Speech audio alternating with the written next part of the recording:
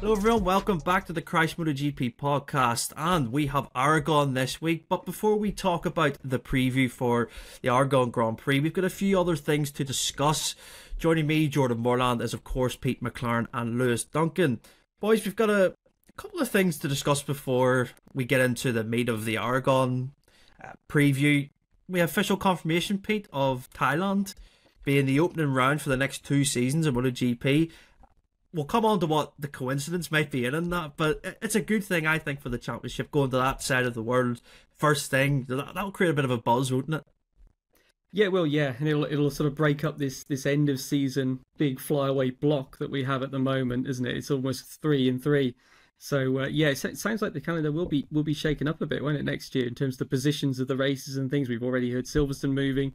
India has got an early season date. I think those are the other ones that have been confirmed alongside Thailand, which is first weekend in March, isn't it? I think that's where it's kicking off there. So yeah, changes are afoot. Yeah, Lewis, what's your take on it? It's a change, and I think it's a welcome change, to be honest. Yeah, I agree. I mean, it's been a long time since we've had the championship start in Asia, which is great. I mean, it's such a massive market for the championship, and it's almost a shame that for the most part we have to wait until the end of the year to kind of get into that. You know, I wouldn't say heartland for MotoGP, but it is massive, and I think as well logistically for the teams, for the riders, kind of breaking up, you know, the Asian sort of flyaway rounds is probably quite a good thing. This time of the year we're coming into is always really, really heavy. Couple of triple headers, lots of, you know, just really, really punishing schedule, and I think breaking that up is probably going to be good for them. It'll be good for the fans as well. You know, I think you've got such a European audience, having 6 or 7 sort of, you know, kind of races on that time zone in the one sort of 6-7 week period isn't maybe the best. So yeah, I think it's all good, and obviously we spoke about this a couple of weeks ago that, you know, when we first went to Thailand, that first test had so many fans there, so to have the championship open there will be in stark contrast to Qatar, which, you know, we all turn up there, we just expect the race to be good, but we know it's not going to be an event as such, whereas Thailand's going to be a great place for the championship to start. It's going to look good for MotoGP, you know, on television, on all of it. I think there's so many really positive things about it. And for a European audience, you know, the race is at 8 a.m, 9 a.m. if you're in sort of Central European time, so it's great, you know, all round. I think is really, really good. Yeah, I think it's a real positive, and the coincidence I was referring to at the start, Pete, I think when that was announced, people just kind of put 2 and 2 together, and Somkhat Chantra, his move to MotoGP, nothing is confirmed with LCR, but this seems too good of an opportunity, doesn't it? Imagine that first MotoGP race for him, and it's in his home country. That would be really special, wouldn't it? It would, yeah, and as you say, it's another sign, isn't it? I mean, the Thai event is heavily backed by the government. It's one of a number of events, but a lot of flyaways that are backed by the government, tourism and things like that. So obviously, as you say, you know, if you could go to a government, go, look, you're going to have a rider next year as well. Perfect, isn't it? And yeah, I think it's another sign, isn't it? As you say, nothing official yet, but you know, there's lots of rumours that basically it's all but done. So let's see what happens there. There's not that many places free on the grid. We were speaking just a bit earlier, weren't we, before coming on air? There's sort of a handful of seats still free, but yeah, I think you know, there's not much of a question mark over the LCR one, is there? No, there's not, Lewis. And like you mentioned, the first test and they went there, they were absolutely packed out. I imagine it would make total sense to do testing again in Thailand before we have the first round next year. I mean, Chantra's going to have, for a test, it's going to be incredible for him if it does happen, won't it? 100%. I think that the plan seems to be test in Malaysia and then go to Thailand, which, you know, makes sense. Obviously, you know, the championship kind of starting, it starts quite a lot earlier this next year, you know, right at the end of April and the start of March, which is interesting in terms of the pre-season. I'm curious to see how they block that, because, you know, obviously we've had generally, you know, a good few weeks between tests, so I think it's going to be quite a tricky pre-season, which isn't necessarily a good thing for Chantra, you know, as a rookie. You know, you're going to want all that. Obviously, you're going to have a few extra days in Malaysia, as you know, as is kind of customary for the shakedown. But yeah, that's going to be quite an intense period, and you know, I'm sure we'll talk about it in the months to come, but that's, if there's going to be quite a packed testing schedule, I think that's not really going to benefit people like Honda, Yamaha, those manufacturers looking to really take big steps forward. So yeah, It'll be. I think it's going to be interesting, and it's just nice to have a bit of a change. I think, like I say, we kind of.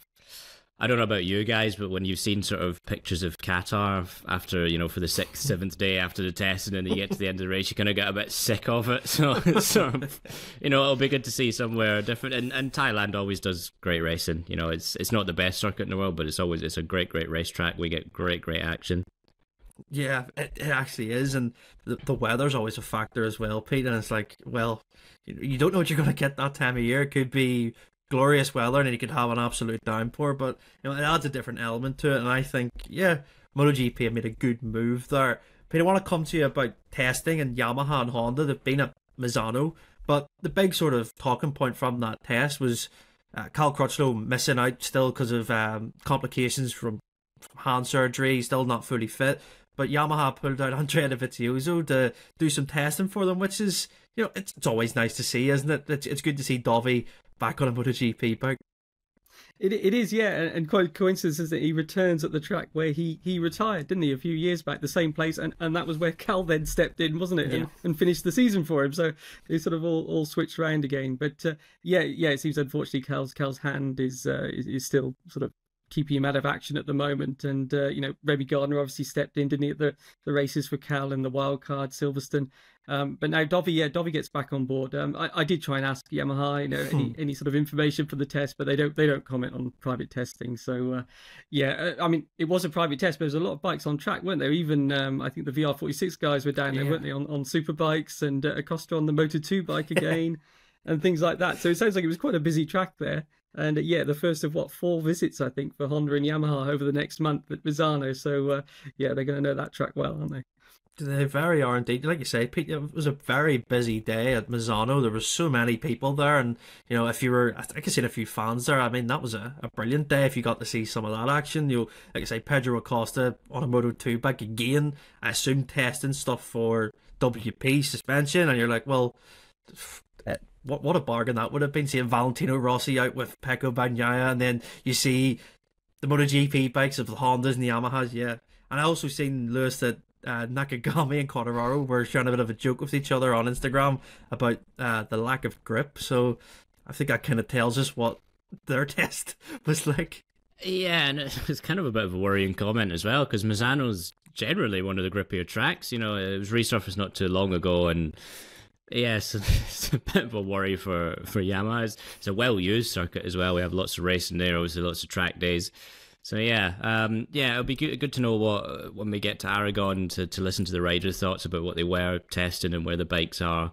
We know Honda's gearing up for kind of a fairly sizable update package. Whether they've been able to crack anything with it, we'll kind of have to wait and see. But yeah, I think those kind of coming Misano races will be interesting. I think we'll see. I think I actually, it's probably not the best sort of kind of grouping for Yamaha and Honda, because if you're doing so much riding there and there's going to be so much grip on the circuit and so much data, I think the ability to be able to learn anything is going to be severely limited really by the time we get to the Grand Prix. Once we got to that post-race test after San Marino, I think that's a limited scope there for Yamaha and Honda, but it does also provide them with a good opportunity to kind of have a big result, given they'll have way more data than anyone else. So yeah, it'll be a funny one to watch over the next couple of weeks. It will do. But let's focus about Aragon, and just before we get into the preview here, guys, saying a few things about Fermin Aldeguer that it makes total sense that maybe they're going to announce it at a Spanish round and he's going to be confirmed as a Gresini rider. I mean, there's no other place for him, Pete. It's like, well, if they're going to move him up the MotoGP, there's only one Ducati seat left, and he's going to be the one alongside Alex Marquez. But a lot of people have been quite critical of Aldeguer, and I think it's a bit unfair on him. I mean, he still won a few races this year. He should have won more, but his bad races have been bad, if that makes sense. Like, they've never just been like a 10th here. It's always he's outside the points and he's struggling. But I mean, Aldeguer to Gresini, it's probably the best fit for him, isn't it? Because it's it's going to be I assume Frankie Carcetti's going to stay there. That's a great building block for him straight off the bat. It is, yeah, as you say. It's not been a great year for him. So moving to MotoGP, is it kind of going to settle them and keep them calm and they can focus, or does it almost distract them a little bit? A bike that maybe suffers with a change of tyre, but you're still the quickest guy. Well, what more can you do? But he has had guys that have stepped up, considering how much he dominated the end of last year, wasn't he? Beating Acosta in those last races and everything, which is really what Ducati signed him on, wasn't it? It was on those performances. So, yeah, let's hope that he can, sort of settle things down. And as you say, there's a long way to go in the season. We're only just starting, the second half, so there is still time for him. There's been lots of winners, which means the points can sort of change rapidly at the front. So let's see how it goes. I mean, maybe that will be it. Maybe that'll be the piece, being confirmed in a team, not just having a MotoGP seat, but actually, look, that's where you're going to be, and everything's done. Maybe that will help him. And as you say, it has to be Gresini. Ever since Davide Tardozzi went on French TV, wasn't it, and said about the VR46 seats and everything else, it was, well, that means also that Aldeguer is going to Gresini. And I said to Alex Marquez that evening, wasn't it? And he thought it was quite funny that Tardozzi had sort of spilled the beans on basically the rest of the whole Ducati lineup. And Alex was keen to work with Aldeguer. He says, he's a fast rider, looking forward to it. And not taking anything for granted, because I said, well, you'll be sort of the team leader then, as the experienced guy at Gresini and everything. He went, yeah, but look, Firmin's going to be fast. He's a good rider. So, yeah, I think it's a good place to learn. Year-old bike, that he'll be on. So he won't have the latest equipment, but as you say, less pressure as well. And if he can join forces with Frankie Carcetti, well, one of the top crew chiefs in the business. So yeah, that'll be another seat ticked off the list. Yeah, Lewis, what's your take on the Aldeguer situation? it's Ducati reacted, like Pete said, that they seen what he done the back end of last year, and they just went, well, he's our guy. He's like I called it like the Acosta kind of stopper. They wanted to kind of have someone there to try and match him. But it's been up and down season for him, like, Pirelli changes, suffering around certain tracks, making mistakes. It's just been an up and down year. But it should, maybe this news kind of, how do you say, it should relax him a bit more if it's confirmed. Yeah, I hope so. I mean, I think what Aldeguer's kind of got on his side coming into MotoGP is that Ducati made a very public, early kind of show of faith in him with a 2-year factory contract. So they're going to make sure it works as best they can.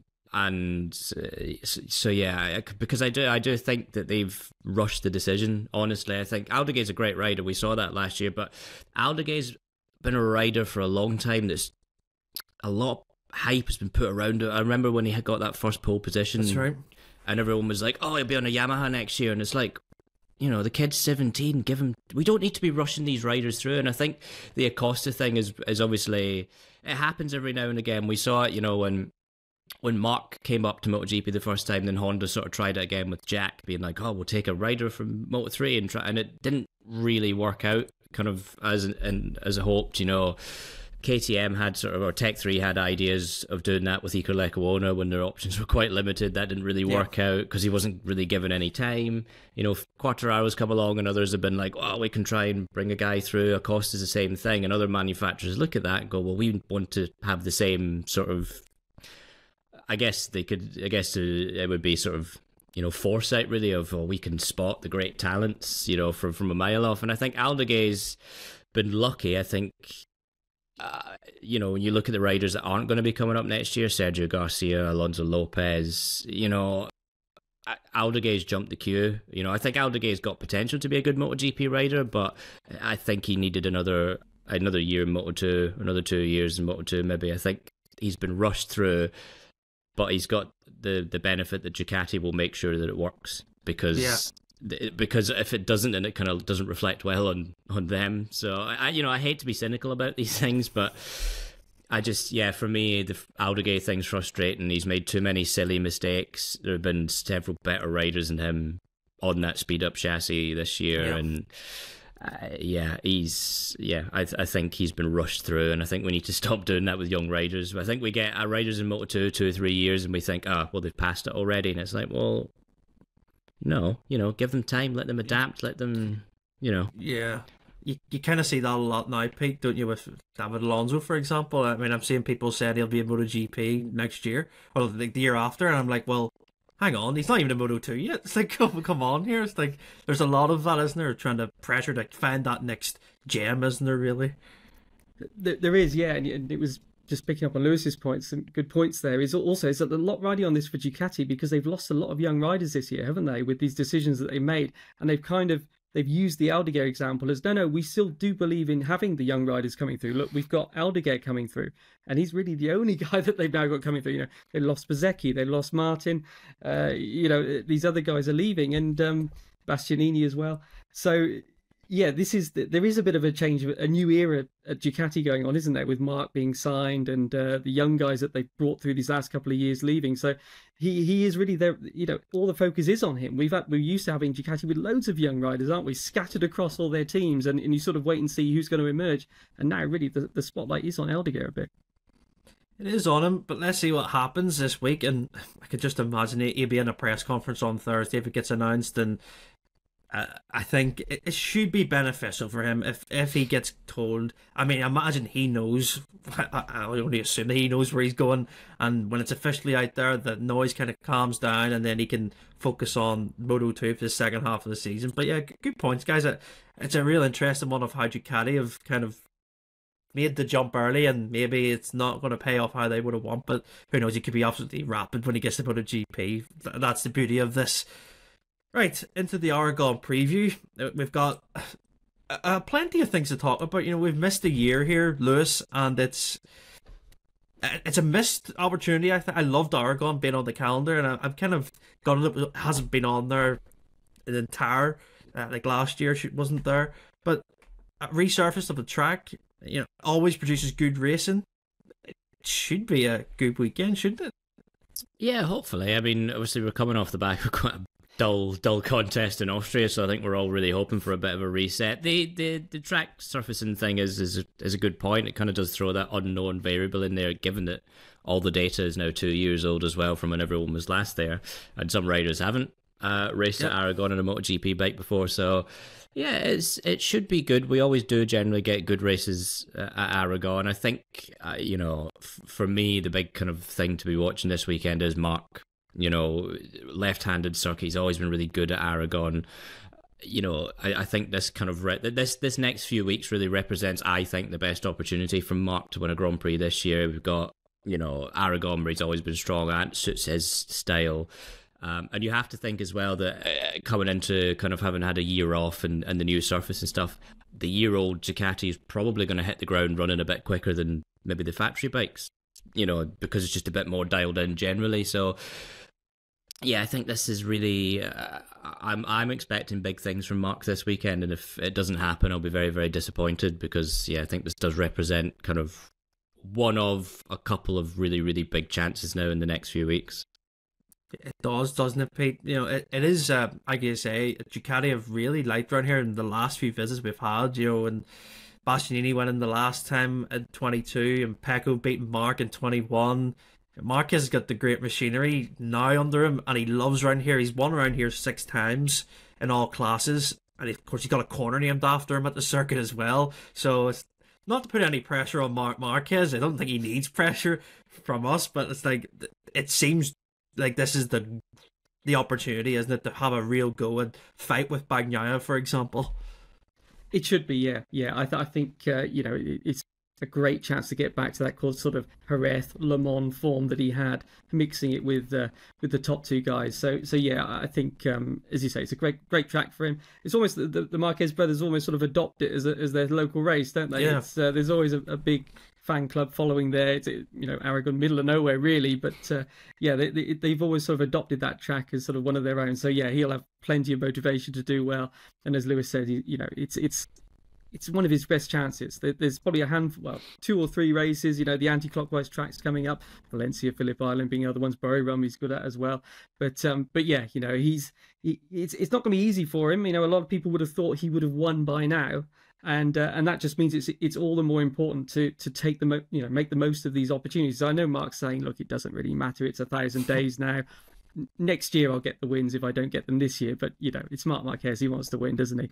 And it's hard to see that this weekend won't be a good chance to do that. So a lot will depend on Friday, you know, as we've seen, not only on him but also on guys like Bagnaia. If Bagnaia is top of the standings on day one, we've seen that's not good news for the others. So let's see if Marc can get a good first day under his belt, and if he's competitive from the first day, then that'll be a big step. Yeah, I think that's key, isn't it, Lewis? We've seen Bagnaia the last few races really come at the blocks fast on a Friday, and he likes Aragon, and I think it's one of those circuits where it suits his riding style. He's able to have that blend of, there's some corners where you really some heavy braking and stuff, and he can really show his talent. And I think that's the real worry, isn't it, for Marquez? He knows that Bagnaia is going to be fast, but you've also got the added of Martin being in there, Bastianini, who won 2 years ago, and they're all on GP24s, and we know how good they are this year. That's going to be the real thing for the weekends, isn't it? Yeah, 100%. And I think, I think these, again, much like these next few weeks represent kind of really, really key opportunities for Marquez. I think these next few weeks are probably really key in the destiny of this championship, because I think we'll get a really true picture as to whether or not what Pecco said in Austria about his form right now kind of does ring true. He said, in Silverstone, okay, there was a crash, but really it was just the tyre and the conditions. It meant, I couldn't win that Grand Prix at Silverstone. Suggesting that really the Austria form is where he believes, that's his normal, that's his standard. So we'll see over the next few weeks if that's true. If that does prove to be the case, if we have another weekend where Pecco shows up fastest from day one and really just twists the screws, it's going to start to become just a little bit more difficult, I think, in Jorge Martin's mind to kind of bridge that gap. Martin does need to respond. He's only 5 points behind in the championship, but he was resolutely thrashed by Bagnaia in Austria. There's no two ways about it. Martin rode well, but just not good enough to be anywhere near Bagnaia's level. He needs a big response this weekend, and it has to be, I think, a response of kind of beating Pecco in hand-to-hand combat, not just sort of maybe capitalising on a mistake or whatnot, because it doesn't really show the true picture. He needs to really take it to Pecco and show that he can fight him on equal grounds, or this championship will just start to slip away from him. Yeah, that's my question to you, Pete. It's only 5 points, but I don't know what it is. It feels like, because Bagnaia's on such a good run at the minute, it feels like there's maybe more pressure on Martin to deliver. It's strange, isn't it? Because the gaps they're so close. It is, as you say. You would imagine the gap is bigger, but there we are, and that's also because of the sprint points, isn't it? And the combined thing. Bagnaia is always strong on the Sundays, isn't he? And that's where the big points are, and that's what's been so important to sort of come back from some early sort of wobbles, shall we say? But yeah, he's just on such good form at the moment, and somehow Martin needs to destabilise him from that, doesn't he? And that's not easy when the guy just looks so calm, doesn't he? On the bike, off the bike. But putting someone like Marquez in there, the other person I'd say it's a big weekend for is Aleix. He's in the second half of his season now. This is one of his best tracks. Potentially, it's the last chance for him to really, on paper, go to an event knowing, yeah, I've got a great chance here. Again, probably more on the Saturday than the Sunday, because we've seen that on the Sunday the Ducatis are really hard to sort of keep up with. But Aleix is a great record at Aragon. Could he get in there? But that's the kind of thing that Martin also needs, I think, is they need something to break up this current run of a form of Pecco just being fast from the off, getting up front and just controlling everything. They need something to sort of, some uncertainty, something to shake things up a bit. And having some other riders in there that are not consistently racing at the front could do that. Yeah, it could do, because Aprilia, Aleix Espargaro got that podium. I always remember. He loves Aragon, doesn't he? That 2014 race, it was on the forward Yamaha he was on the podium on, and he was battle with Crutchlow. Yeah, it was wet, but like he loves around here, and I think good point, Pete. We need more people in there just to change it up, and like you say, it's not just go to just the way it has been in the past few rounds. I think we'll see a few more people there. And Lewis, the question to you, it's meant to be, it could be a hot weekend in terms of temperature, new surface. It could be a real race of attrition, couldn't it, with tyres? It could be really one of those races where you have to do a lot of saving. Yeah, and that's really bad news for the Aprilia. We know it's had a big problem holding onto its rear tyres on the full distance races. And, if you've got what we assume will probably be quite an abrasive surface mixed with high temperatures, it's really, really... and, with Aragon, there's a couple of, quite long corners that put a lot of load through the tyres, and quite a few low gear acceleration points as well. So just the tyres do take a bit of a beating, and that's probably not going to suit Aprilia, unfortunately. I think you could probably put Maverick and certainly Aleix up there for sprint wins. We know how good that bike is over the shorter distance, and we know how good Aleix in that bike is generally around Aragon. But yeah, I think we're going to see quite a few struggles, and if we do see tire problems come into it, then you would hope that Enea Bastianini steps up in that sort of regard. But as we saw at Austria, he sort of put water on that myth a little bit that he, in every second half of a race, he's always going to come on strong. He couldn't utilize his riding style in Austria in the same way that he normally would, and I think that might kind of also be the same in Aragon if we do get a particularly kind of exceedingly hot weather and we do get quite a lot of tyre wear. Yeah, it is an interesting one. I think that's obviously not going to work for the Hondas, the Yamahas either, with the lack of grip. If there's going to be a lot of tyre wear and a lot of temperature, that just doesn't work for them. So I think there'll be a few people coming into this weekend just a little bit nervous. Yeah, I think actually Bastianini's going to do really well. I think his riding style suits those longer flowing corners, and he's able to really show how he's able to save the rear tyre. He's done a lot at Silverstone, and I think potentially he could be a real player in the Grand Prix. I don't know about the sprint, but Pete, he could quietly come in here thinking, well, I won here last time in a battle with my teammate now, and yeah, it's a different bikes, different tyres, tracks obviously changed a lot, but he even went well, I think, in 21 on that old Avintia. I think he was inside the top 6, so he was. So Aragon's a track that he really shines at, and he can, I think, do what he done at Silverstone, but it's going to be a big ask because you've got, obviously, Marquez, Bagnaia, Espargaro potentially. There's a lot of Martin in there. It's going to be a bigger group, isn't it, rather than what we've seen at Silverstone? It looks that way, yeah, and that's good for us watching, isn't it? That's what we want, is a lot of guys up there, and yeah, certainly Bastianini's name potentially is there. As you say, we don't know about the surface, the tyres, but if it does come down to a tyre race, then yeah, you'd imagine the Ducatis will be strong for the reasons Lewis has mentioned. It's hard to see it. Let's face it, it's probably going to be another all Ducati sweep of the podium on Sunday, isn't it? So let's hope that we do get other Ducati riders up there. As you say, Bastianini has been the guy who has stepped up and sort of surprised the top two, shall we say. We've spoken about Mark maybe as well. So let's hope we see at least 4 Ducatis up there sort of slugging it out for the victory. That would be great. And let's see about these tyres. There's going to be 3 rear tyres. There's a bit more choice than usual. And let's see what this new surface does. Sometimes you never quite know, do you? Sometimes there's more grip, so there's less tyre wear. Other times there's more grip, but it's abrasive, the Phillip Island thing. And so suddenly you get problems in that sense. So really we don't know, because Michelin hasn't done any testing there. That's why they're allowed to bring this extra tyre. So we're going to wait and see. But yeah, certainly Bastianini's coming in with those great memories of having won previously, beating Pecco, who is strong there. So yeah, big weekend for him, because really we were all talking, weren't we, after Silverstone? It's a 3-way title fight potentially, and then as Lewis was saying at Austria, he didn't really give that sort of punch at the end of the race that we were maybe expecting, and was sort of a very clear third, wasn't he? So he's got to prove that he is still in this fight, and I think this weekend could be his chance to do that.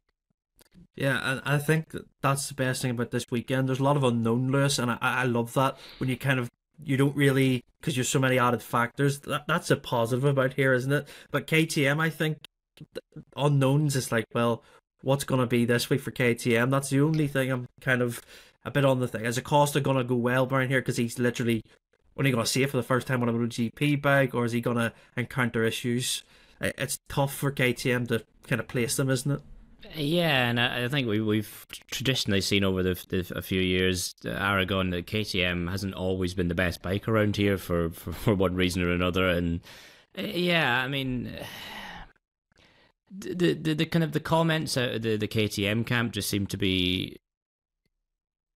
quite dejected right now. We know Acosta's been quite hard on them about, we've got lots of problems and such, and Jack Miller's said before that he's told them what the Ducati does, but they haven't really kind of then brought updates to sort of take those steps. And they had an all right weekend in Austria, but not really. That's not surprising, for a number of reasons.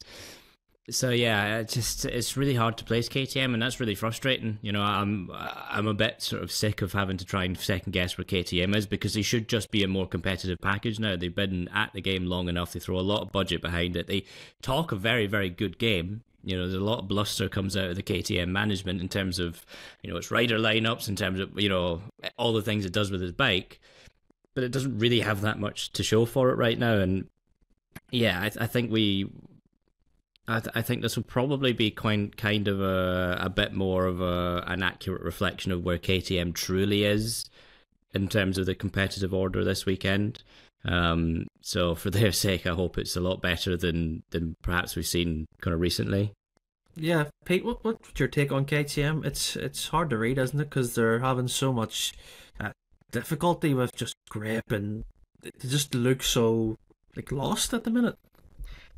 I think this is the worry, isn't it? Is that, as Lewis said, Austria should be one of their best events. They have all that private testing beforehand. They've got the wild card. It's their home track. The characteristics suit the bike well.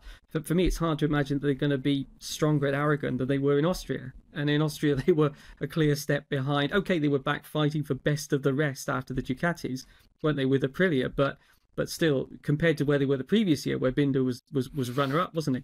It was definitely a step back. I can't see them being closer at Aragon, and the tyre wear, certainly in the Sunday races, again, I think is going to be a factor as the concern again for the Aprilias on the Sunday. I think it also for KTM. So really, best case scenario, fighting for Aprilia, with Aprilia for best of the rest on the Sunday. But yeah, for me personally, I can't see that that Aragon, or a reason why Aragon should be better for them than Austria. And that wasn't that great either. Okay, it wasn't, it wasn't a nightmare unless you're Pedro Acosta. Obviously, for him it was, and we weren't exactly clear, were we, as to what exactly went on. He didn't want to sort of speak in public and things like that. But that was a really bad race for him, wasn't it? I mean, okay, Brad Binder sort of half decent result, but I mean, Acosta's got to be better than Austria. So I suppose if you want to be something positive from a KTM side, Acosta surely will do better than he did in Austria.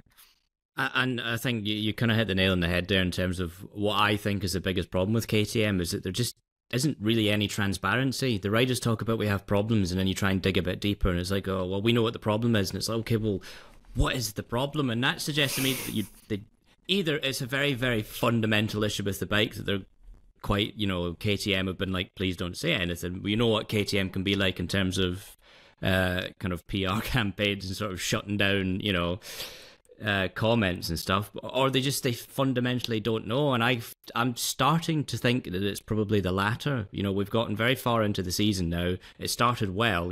Brad Binder was really strong in Qatar, and we've always had those early races where Pedro Acosta was really great. But since then, it's gone really quite backwards. Worse than last year. You think last year, this time of the season, we did see a lot more consistency, particularly from Brad. He was still fighting up there in sprint, still fighting up there in Grand Prix. They almost won in Valencia with both riders. I think KTM is lost now, and obviously there's been a few internal kind of changes. Sterlachini's gone. I think they are kind of chasing the tail a bit now, and they're refreshing the rider lineup for next year, Tech 3, hoping that that'll bring something. But yeah, I think we are now at a point where KTM is lost, and I think they just have to hold their hands up to that and say, look, we've gone backwards and we really don't know why, and just kind of take that approach, sort of starting to throw things at the bike, starting to do all sorts, just to almost give up on the season in terms of fighting for results and just start laying the groundwork. They have concessions, they're in quite a good concession banding, actually, given that they were quite competitive last year, and they haven't really done anything with that, and that's disappointing as well from a manufacturer that has such big resources and again talks such a big game about what it can do. I think we are at a point now where KTM's lost, and I think, like I said, I think Aragon's probably going to show that off in quite an unfortunate way for them. I could be wrong, they could turn up and they end up being brilliant, but I don't see that happening. Yeah, it's so hard to place, and I just keep looking at not so much Aprilia and more for KTM in terms of the Misano test. I think they're going to be so crucial for getting something sorted. And I think looking towards the future, like you say, Lewis, they could potentially have something there that's going to be better for next year, and they just have to kind of not just suck it up this year, but just make sure that they've got the groundwork in for next year, because they have such a strong lineup next year, and I can't imagine that they would sign those riders and try this massive 4 factory team and it to be the way it is. I imagine there's plans for the future, that there's something down the line that they're sure they're going to fix, and who knows what's going to happen for KTM this weekend. But we'll just have to watch and see how they perform, and that's really it. And speaking of predictions, I want to come into this is going to be a tough one. Now for MotoGP, most of the time we actually have never seen a sprint around here, so it's hard to judge of last year, which is a hard thing. But Pete, who do you think for a sprint win? Is it too obvious who I think I'm going to say? I think it might be, but yeah, who's your pick? I'm going to go for Aleix, so I'm going to go for a different option, just because, yeah, as I say, I think it was, he's at Catalonia, obviously, and he's had a few good results, and just because, as I say, I think it is basically one of his last chances to have a really good result in MotoGP as a full-time rider. Obviously, he could potentially do a wild card at Aragon next year with Honda, but I mean, Honda needs a lot of work, as we know. So yeah, you know what, I'm gonna go with Aleix on the being carried to the front of the sprint on the home support. Yeah, Lewis, who's your take for the sprint? Yeah, I mean, I think Aleix is a good shout. We know how quick that Aprilia is on Saturdays, but yeah, I mean, if I'm gonna go Marc on this occasion, I think I'm gonna that's where I'll put my eggs. Yeah, I'm gonna say Marquez, but I think it's gonna be one of those a sprint that you wish never ended. I think it's gonna be an absolute brilliant race, and I think Marquez will get the sprint, and I think that'll set him up nicely for Sunday. But who knows with Marquez? It could be an absolute disaster Friday and then a great Saturday, and it could be vice versa. I just don't know. Everything has not gone to the Marquez script this year like I thought it would for some tracks, but yeah, I think he'll win the sprint. And the Grand Prix, Pete, very different. If it's hot, if it's the grip, that's going to be a real slog, isn't it? It is, and just on the grip thing, I'll go Bastianini. But that's assuming that it does become sort of a tyre race at the end of it, and that'll make the difference, because otherwise, yeah, I think it could be, as I say, the top 3 or 4 Ducati riders could all be in it. But I'll go with Bastianini just on the assumption that it ends up being a tyre race. Lewis, what's your prediction? I'll go Pecco, but I think it'll be a tight fight. I don't think he's going to run away with it. Yeah, I'm going to say Bagnaia, but I think of like Barcelona, for example, was a really good thing, the way he was able to manage his tyre, and then he just went from Martin. If it's something like that, but then you have the added factor of Marquez being in there, if he's going to be strong, and it's like, well, are we going to get a Jerez type situation again? We're going to get Marquez versus Bagnaia round 2, and then I'm going to say Bagnaia, but it's going to be so close, and I could picture Bastianini being in there as well with it. Be interesting to see if Martin changes his tactics a bit, doesn't it? And we've seen him lose out to Pecco in the early laps, haven't we, recently? And then really it's been race over. So let's see if Martin does sort of go all out to take the lead and keep Pecco behind, if they really sort of focus on that this weekend. Yeah, I think Martin's got to be on the podium in both races. Just to add that in there. I think he's going to be super consistent, but I don't think he's going to have that next step. I'd love to be proved wrong. I'd love to see Martin do it and just take it to the others, because if just everyone's talking about Bagnaia, Marquez, and he's just kind of being left there, I want to see him involved too. So yeah, any last thoughts, guys, about this weekend? Anything, Lewis, anything you want to point out for our listeners, someone to look at, or a rider, a team, anyone just to keep an eye on? Yeah, I mean, I think keeping an eye on Alex Marquez is I think he could have I don't know about podium, but it certainly can be a factor kind of in that sort of top 5, top 6. Obviously, it's a circuit he's good at. He got his first MotoGP podium there a few years ago, and really quite excellent circumstances as well. Yeah. He almost won that Grand Prix in 2020. So, yeah, I think Alex is one to watch. Bez made quite a big step forward by the looks of it in Austria, so it'll be good to see if it'll be interesting to see if he's carried that forward, if it was just kind of circumstantial. Given the layout of Austria and given the problems he's had with that bike, I would like to think it was a genuine improvement. But I think Aragon will definitely kind of highlight that. So yeah, I think there's a few kind of outsiders there that could have very, very solid weekends. Yeah, and speaking of Alex Marquez, if you haven't seen it, there's a clip of Marquez reacting to that race. I think it was that race he got the podium at Aragon, and he was watching it obviously at home. He was injured, and he screamed his head off at Alex racing. watching a race with him must be horrific, because he was like basically jumping up and down every time Alex tried to make a move. It's one of the best clips you'll see. It's on social media. Marcus shared it years ago. But yeah, Pete, anyone to look at that outside of the main protagonists, we could say? You know, whenever I think Aragon, I think of Nakagami on pole back in, you know, and we've just been speaking about Chantra and everything else. So if you want someone that's down the order, that, you know what, have a good weekend. I really hope that Taka, you know, gets some sort of, what's the word, closure is the word they like, isn't it? You know, if he could have a good result this weekend with everything else that's hanging over his head about the future, that would be great. And otherwise, I just hope we have some close racing. There's been close finishes in the last 2 or 3 years that they've raced there. I know we didn't race last year. And it is a proper track, isn't it? It's got all the different types of corner. A bit like Sepang in that way. I mean, completely different circumstances, but you know what I mean. It's got all the different types of corners on a racetrack. It's a wide track, gets overtaken. So yeah, fingers crossed we get two really good races.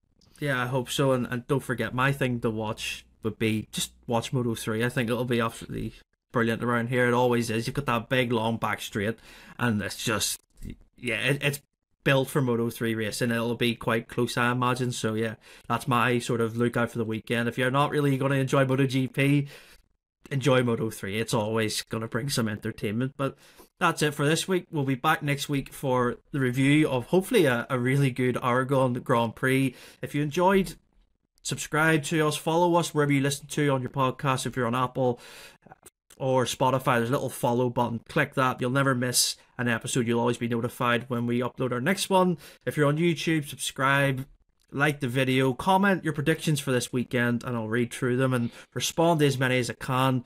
But yeah, let's hope for a good weekend, and we'll see you next time.